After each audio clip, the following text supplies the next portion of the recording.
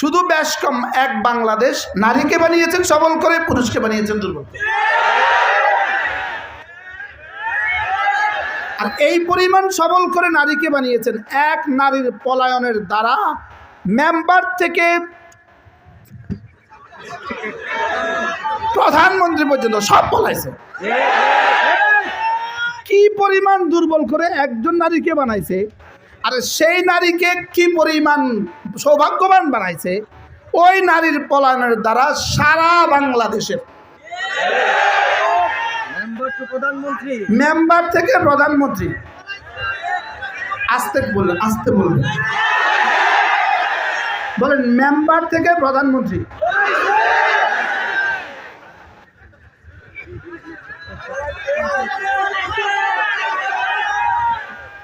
বানিয়েছে কতটা দুর্বল করে।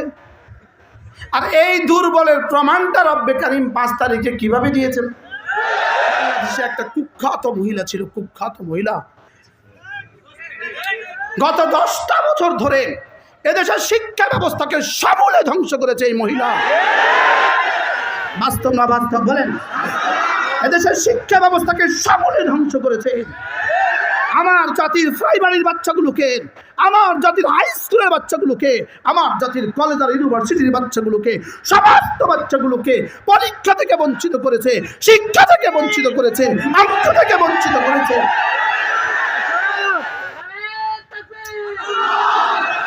ইংরেজি থেকে বঞ্চিত করেছে। তোমাদের কিছুই পড়তে হবে না, তোমরা অনলাইনে থাকবা, মোবাইলে জীবনটাকে বরবাদ করে দিবা, পরীক্ষা আর তোমাদেরকে দিতে হবে না, শেষ পর্যন্ত তোমরা অটো পাস।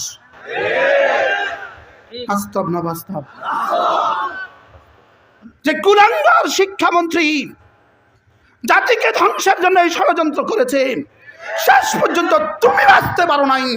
যেই সমস্ত ছাত্রদেরকে ধ্বংস করার জন্য, পুরো জাতিকে ধ্বংসের জন্য যেই ছাত্রগুলোর হাত থেকে বই ছিনিয়ে নিয়েছ, কলম ছিনিয়ে নিয়েছ, রব তাদের হাতে বাঁশ তুলে দিয়ে তোমাদেরকে সর্বনাশ করে।